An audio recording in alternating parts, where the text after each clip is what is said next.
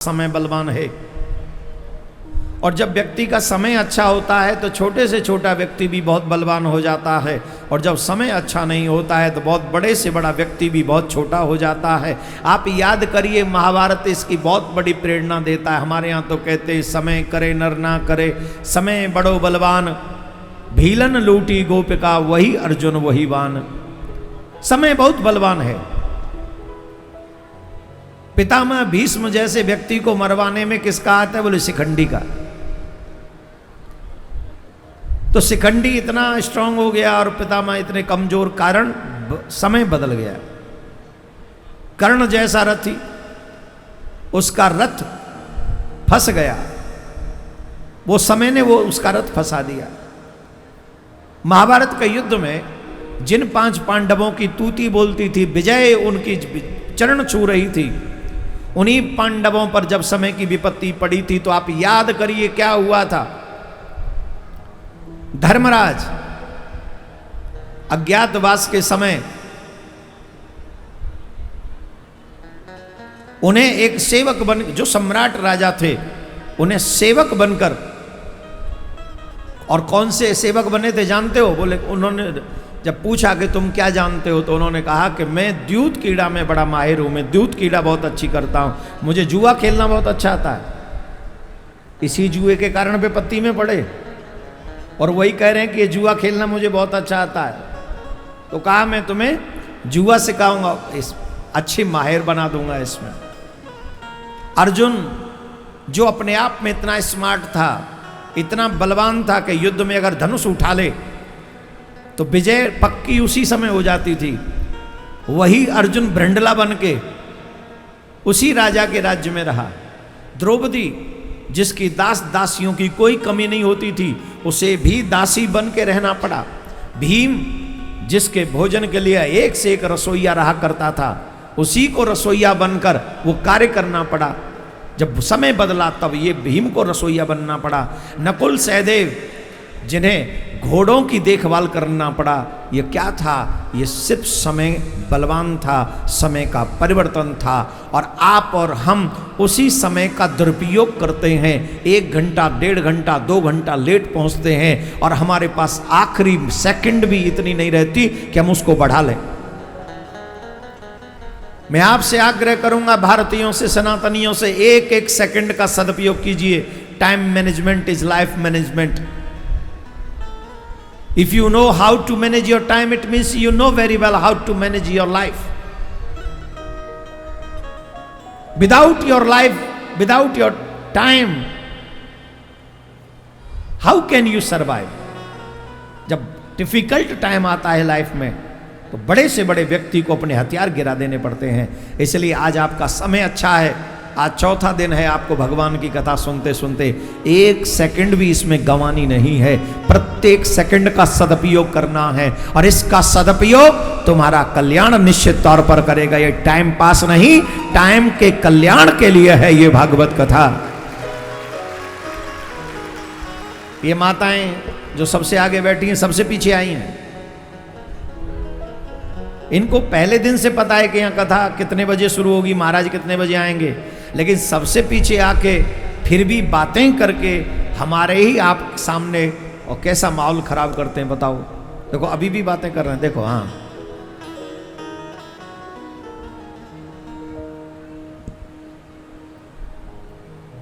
हम लोगों को बिल्कुल भी सेंस नहीं है।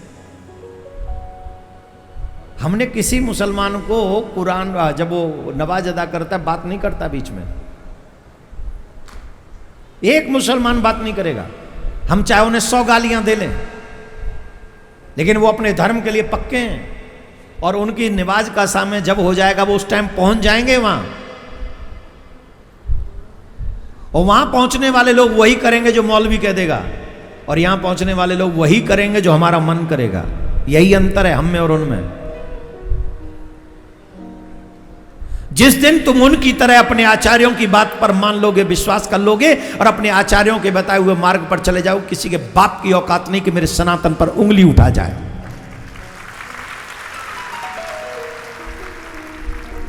हमारे ही जो हिंदू नेता हैं, अभी सदन में वक्फ बोर्ड बिल पास हुआ है, रात के 12 बजे तक बहस चली है और उनका पक्ष लेने वाले हिंदू नेता हैं। एक भी मुस्लिम नेता ने यह नहीं कहा कि सनातन बोर्ड बनाओ, लेकिन कितने हिंदू नेता हैं जो कह रहे हैं कि वक्फ बोर्ड बचाओ। क्यों? क्योंकि हम और आप ईमानदारी से धर्म के रक्षक नहीं है, हम और आप ईमानदारी से देश के रक्षक नहीं है। हम उन गद्दारों के साथ भी खड़े हो जाएंगे जो हमारे साथ गद्दारी कर रहे हैं, क्योंकि हम व्यक्ति के सपोर्टर हैं, विचार के सपोर्टर नहीं। जबकि मुझे मानना ऐसा है कि हमें अपने धर्म का सपोर्टर होना चाहिए, अपने राष्ट्र का सपोर्टर होना चाहिए। व्यक्ति तो आते जाते रहेंगे मेरे भाई बहन, आते जाते रहेंगे। हमें अगर सपोर्ट करना है तो अपने देश का, किसी व्यक्ति का नहीं। जाति से, व्यक्ति से ऊपर उठो, अपने राष्ट्र का निर्माण करो, अपने धर्म का निर्माण करो। और अच्छी बात अगर मुसलमानों से सीखने को मिलती है तो सीखो कि समय पे पहुंचना है और कथा में बात नहीं करनी है जैसे वो नमाज में बात नहीं करते। ये अच्छी बात है उनकी। एक और अच्छी बात है, वो प्रत्येक बच्चे को कुरान पढ़ाते अपने को। ये सीखो, अपने बच्चों को रामायण पढ़ानी है। ये नहीं सीखोगे, है ना, सिर्फ फेसबुक पे गाली दोगे सबको।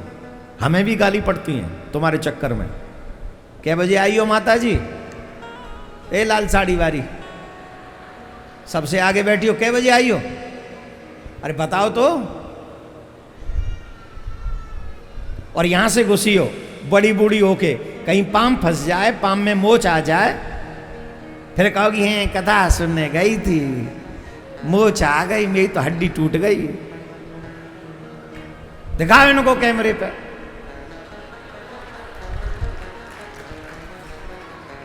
कल से जो लेट आया करेगा उसको ऐसे ही दिखाया करेंगे, ठीक? बैठ जा बेटा। ओए बछड़ा, मेरा निवेदन, ये बात मैं क्यों बोल रहा हूं, आपको समझ में आई? नहीं आई ना? डांट रहे हैं, यही समझ रहे होगे। अपने धर्म के प्रति ईमानदार बनो, समय की कीमत समझो। ये जीवन बार बार नहीं मिलेगा। अभी भी इतनी शर्म है हम लोगों में कि इतना सुनने के बाद भी बातें कर रहे हैं।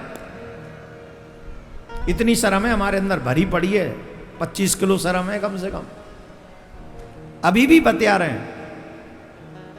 सोचो,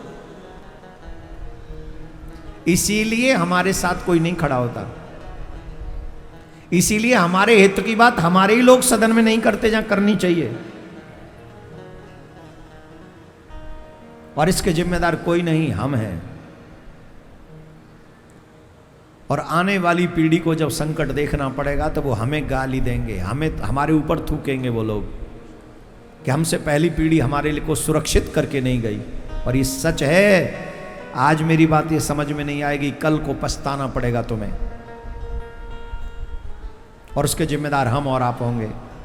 आज क्योंकि अच्छा समय है तो खेल कूदने में निकाल रहे हैं, नहीं, अच्छे समय में ही सुरक्षित हो जाना सबसे बड़ी बात है। मेरे भाई बहन, आप सबको जगाने का काम हमारा है, और अगर आप जाग जाएं तो आपके आगे चलने का भी काम हमारा है।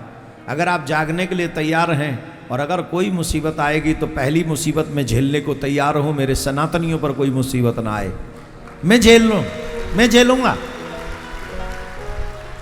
और सच बता रहा हूं, मेरे पास कोई बल नहीं है, न धन बल है, न जन बल है, न बाहुबल है, न कोई राजनीतिक बल है, न कोई प्रशासनिक बल है, और कोई बल नहीं हमारे पास। इस संसार में सबसे निर्बल अगर कोई आदमी है तो वो हम हैं। लेकिन हम पर एक बल है, और वो है हमारे ठाकुर जी का बल है, प्रिया कांजू का बल है, और कोई बल नहीं। और हम जो भी कह रहे हैं, जो भी कर रहे हैं, जो भी सुना रहे हैं, जो भी समझ रहे हैं, वो सिर्फ प्रिया कांजू के बल पे कर रहे हैं। हमने उनके ऊपर छोड़ दिया, तुम्हें जो करना है करो। लेकिन हम ऐसे ही नहीं जाएंगे दुनिया से, हम ऐसे ही नहीं जाएंगे दुनिया से। कई लोग हमसे कहते हैं, महाराज क्यों पड़ते हो चक्कर में, फंस जाओगे। हमने कहा फंसना तो एक दिन सबको पड़ेगा ही। आज हम नहीं फंसे तो कल हमारी आने वाली पीढ़ी फंस जाएगी। तो हम तो अपना जीवन जी चुके, 50-40 के हम हो चुके सब, लेकिन आने वाली पीढ़ी को पूरी उनकी जवानी सुरक्षित कर सकें, उनका बचपन सुरक्षित कर सकें, इस पीढ़ी की यही जिम्मेदारी है जो 40 से ऊपर है। जो 40 से ऊपर हैं उनको आने वाली पीढ़ी का बचपन सुरक्षित कर देना चाहिए। कौन कौन तैयार है? हाँ देखो, हाथ सब उठा देंगे और जब बुलाऊंगा तो एक नहीं आएगा। मुझे तो पता है बेटा, मैं सब जानता हूं, और ग्वालियर वालों से, मुरैना वालों से ज्यादा वाकिफ हूं मैं। हाँ, राधे राधे बोलना पड़ेगा, जोर से बोलना पड़ेगा। आप सबसे आग्रह है, आप धर्म को बचाइए, अपने घर में धर्म को लाइए और अपने देश को बचाइए। ऐसे लोगों के अगेंस्ट खड़े हो जाइए जो हमारा साथ नहीं देते हैं। बताएंगे कौन कौन रामनवमी पे यात्रा निकालना चाहता है, सनातन यात्रा?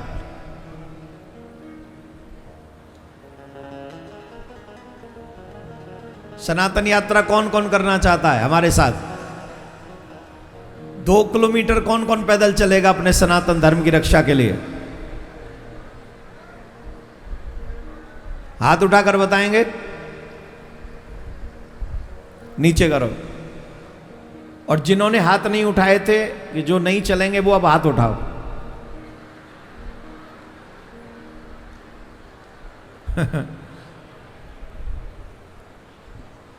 चलो बाद में जवाब देंगे। कल की कथाक्रम याद करो, कहां थे?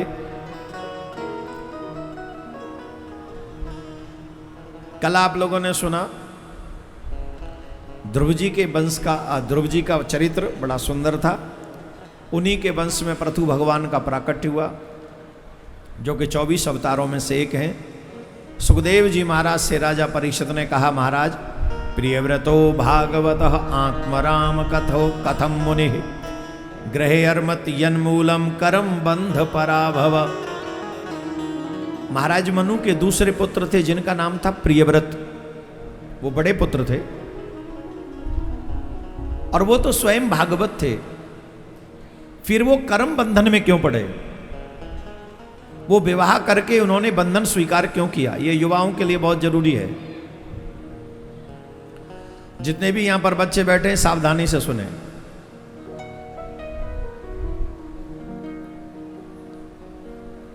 भाई साहब, एक ही जगह पे खड़े मत हो, काम करो और बैठ जाओ।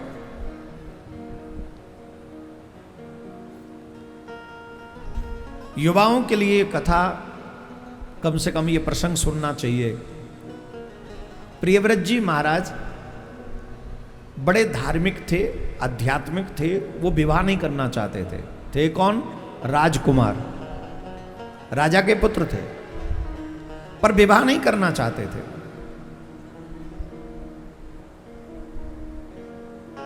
और उस समय ब्रह्मा जी ने महाराज मनु को कहा कि तुम जाओ और सृष्टि की रचना करो।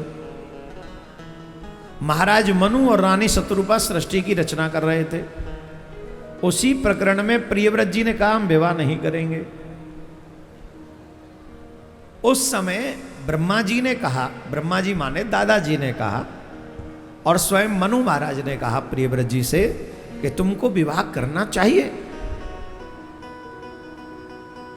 तुम विवाह करो। बच्चे लोग ध्यान से सुने। जो निर्णय कर चुके थे कि हम विवाह नहीं करेंगे, वो माता अपने पिताजी और दादाजी के कहने से विवाह करने के लिए तैयार हो गए। यहां पर 2 बातें बहुत इंपॉर्टेंट हैं, और दोनों ही बातों पर हमारा ध्यान होना चाहिए। पहली बात, हमारे बच्चे जो हैं अपनी मर्जी से अपना डिसीजन लेते हैं।